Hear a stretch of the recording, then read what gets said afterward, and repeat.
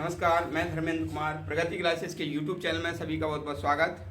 बात करेंगे प्रगति परीक्षा करंट अफेयर्स टेस्ट सीरीज क्रमांक 6। तो जनगणना से संबंधित इसमें मैंने प्रश्न लिए हैं जो कि काफ़ी महत्वपूर्ण हैं एग्जाम की दृष्टि से। तो देख लेते हैं। पहला प्रश्न है, जनगणना 2027 के लिए कितना बजट स्वीकृत किया गया है। तो ये जो जनगणना 2027 है, इसके लिए 11,718 करोड़ रुपए स्वीकृत हुआ है, बजट में स्वीकृत हुआ। याद करने के लिए याद कर लेना, 11 और 7 कितने होते हैं? 18। 11 में 7 जोड़ेंगे कितने आएगा? 18। तो 11,718 करोड़ रुपए स्वीकृत हुए हैं 2027 की जनगणना के लिए। और मैं आपको बता देता हूं, ये जो सूचना और प्रसारण मंत्री हैं पीयूष गोयल, जिनके लिए जो रेल मंत्रालय भी उनके पास है और सूचना प्रसारण मंत्रालय भी उनके पास है, उनने ये घोषणा की है। ठीक है ना। तो पीयूष गोयल जो कि सूचना एवं प्रसारण मंत्री, ठीक है, और रेल मंत्री दोनों प्रभार हैं इनके पास। काफी योग्य व्यक्ति हैं भारत सरकार के, इसलिए दो प्रभार दे दिए इनको, है ना। तो ये मान लीजिए इन्होंने घोषणा की कि 11,718 यानी कि 11 और 7 जोड़ेंगे कितना आएगा? 18। ये ट्रिक है। करोड़ रुपए स्वीकृत हुआ है 2027 की जनगणना के लिए। ठीक है, पहला क्वेश्चन ये हमारा हो गया है। देख लेते हैं, इसमें थोड़ा एडिशनल पॉइंट देख लेते हैं। देखो क्या है कि 2011 की जो जनगणना है, ठीक है, 2011 की जनगणना है, सॉरी 2027 की जनगणना। तो 2027 की जो जनगणना है, तो ये जनगणना सबसे पहले जो 1872 में हुई थी, सबसे प्रथम हुई थी 1872 में। लॉर्ड मेयो के काल में हुई थी ये पहली जनगणना।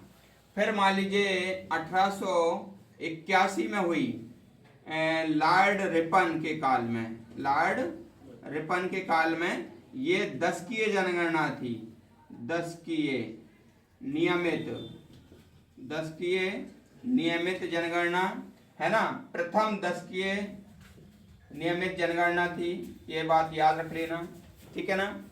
तो 2027 की जो जनगणना है, तो यह 1872 से यह 16वीं जनगणना है। 16वीं जनगणना है। और स्वतंत्रता के बाद 8वीं जनगणना है। और सदी की तीसरी जनगणना है। ठीक है ना। और मध्य प्रदेश की स्थापना से 7वीं जनगणना है। 7वीं जनगणना है। तो ये सारे पॉइंट हमको याद रखना है, की पॉइंट है भाई। ये क्या है? की पॉइंट है। 2027 की जो जनगणना है वो 1872 में जब पहली जनगणना हुई थी, 1800 लॉर्ड मेयो के काल में। 1881 में 10 वर्ष में पहली जनगणना शुरू हुई थी लॉर्ड रिपन के काल में। 1872 से अभी वर्तमान में 2027 की ये 16वीं जनगणना है। ठीक है ना। तो और स्वतंत्रता के बाद ये 8वीं जनगणना है। ठीक है। और सदी की ये तीसरी जनगणना है। मध्य प्रदेश की स्थापना के बाद ये 7वीं जनगणना है। ठीक है, इतने सारे आपको ये याद रखना है। ठीक है, आगे बढ़ते हैं।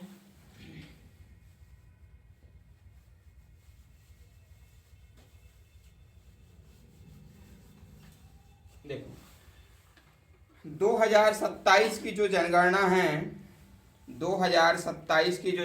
है, तो वह कितने चरणों में होगी? तो 2027 की जो जनगणना है वो 2 चरणों में होगी, 2 चरणों में। ठीक है, तो पहला चरण आपका स्टार्ट होगा अप्रैल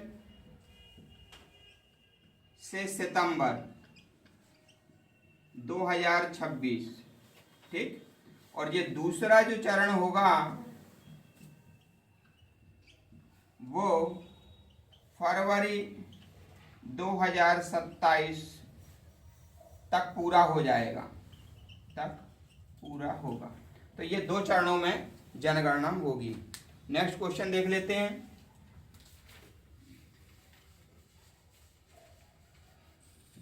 वर्तमान में जनगणना आयुक्त कौन है? तो वर्तमान में मृत्युंजय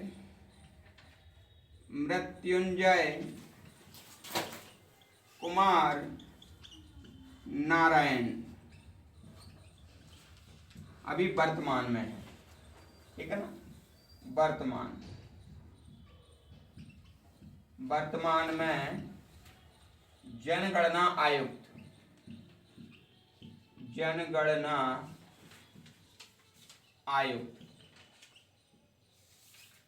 देखो, जनगणना आयुक्त वर्तमान में कौन है? मृत्युंजय कुमार नारायण। लेकिन यदि सवाल आया कि मान लीजिएगा 1881 में कौन थे?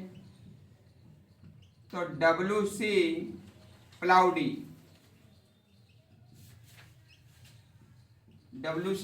थे। सवाल आया 2011 में कौन थे? तो C चंद्रमौली। ठीक है, 2011 में C चंद्रमौली। सवाल आया कि भाई 1951 में कौन थे? ठीक है, तो 1951 में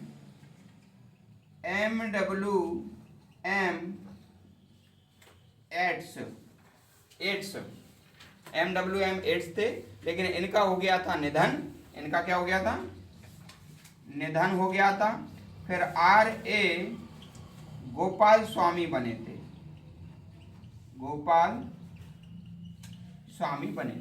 तो इतने जनगणना आयुक्त हमको याद रखना है कि जनगणना आयुक्त वर्तमान में कौन है?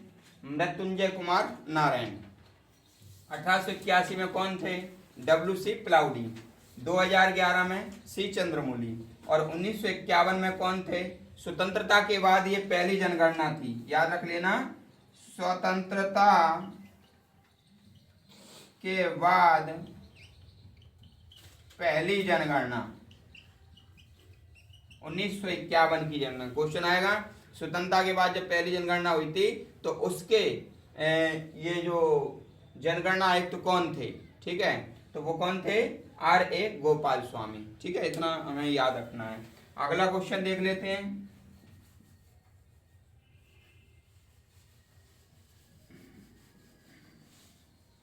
भारतीय जनगणना के जनक कौन हैं? हेनरी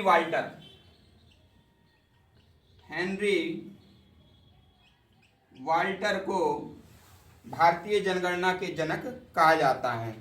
हेनरी वाल्टर को भारतीय जनगणना का जनक कहते हैं। जनगणना का महाविभाजक वर्ष किसे कहते हैं? तो महाविभाजक वर्ष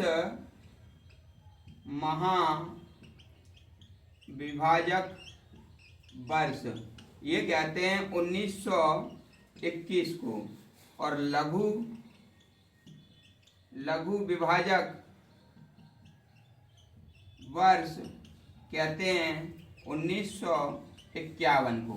ठीक है, महाविभाजक वर्ष किसको कहते हैं? 1921 को, और लघु विभाजक वर्ष कहते हैं 1951 को। अगला प्रश्न देख लेते हैं। मध्य प्रदेश की पहली जनगणना कब हुई थी? तो मध्य प्रदेश की पहली जनगणना हुई थी 1961 में, क्योंकि 1956 में मध्य प्रदेश बना था। तो 1961 में मध्य प्रदेश की पहली जनगणना हुई, पहली जनगणना हुई मध्य प्रदेश की। ठीक है, अब कुछ संविधान का प्रावधान बता देता हूं। जैसे कि मान लीजिए जनगणना करना जो है ना गृह मंत्रालय के अधीन आता है। किसके अधीन आता है? गृह मंत्रालय। ठीक है, तो गृह मंत्रालय के अधीन आता है एक तो, और 2, 4, 6 ये अनुच्छेद में जनगणना का प्रावधान है, और ये संघ सूची का विषय है, संघ सूची का विषय है। ठीक है ना, संघ सूची का विषय है यानी कि केंद्र का विषय है। ठीक है, तो ये चीजें आप याद रख लेना। तो 2027 में जो जनगणना है, वैसे तो ये मान लीजिए हर 10 वर्ष में होती है, और क्या कहते हैं मान लीजिए 2011 से 2021 में ये होना था, लेकिन कोरोना के चलते ये नहीं हो पाई और इसलिए इसमें विलम्ब हो गया। अभी भारत सरकार ने 2027 में इसको कराने का पूरा खाका तैयार कर लिया है, और इसकी 2 खास बातें हैं कि 2027 की जो जनगणना है, तो पहली बात तो ये है कि ये डिजिटल गणना होगी। डिजिटल यानी कि कोई आपसे कागज नहीं मांगा जाएगा, डिजिटल जनगणना होगी ये। और दूसरा क्या है इसकी खास बात, जाति आधारित जनगणना होगी, जाति आधारित ये जनगणना होगी। वैसे तो 1921 में 31 में पहली बार जाति आधारित जनगणना हुई थी, और 2011 की जो जनगणना है वो धर्म आधारित थी। ठीक है ना, वो धर्म आधारित थी। ठीक है ना, 2011 की जनगणना, और जाति आधारित जो पहली जनगणना थी वो 1931 में कराई गई, उसके बाद नहीं कराई गई।